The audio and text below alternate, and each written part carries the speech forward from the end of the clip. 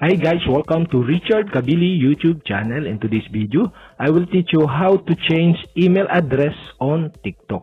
So okay guys, but before we start, kindly subscribe to my YouTube channel by pressing the subscribe button and the bell to notify you if I have new videos. So okay guys, let's start. So okay guys, all you have to do is go to TikTok application in your mobile phone. And okay guys, here in TikTok homepage, okay, go to me on the lower right side on your screen. And after that, okay, go to 3 dot on the upper right side on your screen. And okay guys, here in settings and privacy, okay, you can see the manage account, okay, click this.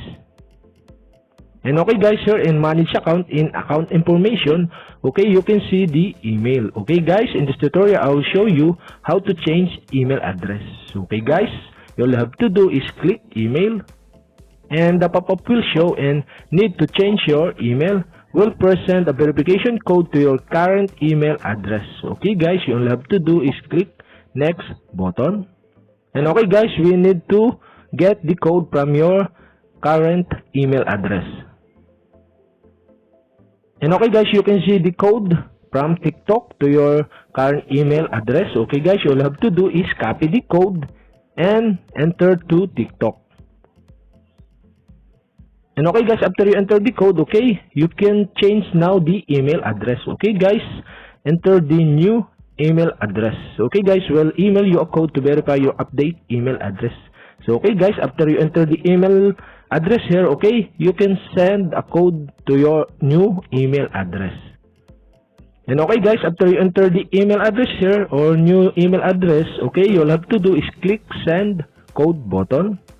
And okay guys, we need to get the code from new email address. And okay guys, here you can see the TikTok code in your new email address. You all have to do is copy the code and go to your TikTok and enter the code. And okay guys, after you enter the code, okay, automatically save the new email address to your TikTok account. So okay guys, that's it. And okay guys, if you have a question, kindly comment below and don't forget to hit the subscribe button and the bell to notify you if I have new videos. Okay guys, thank you for watching.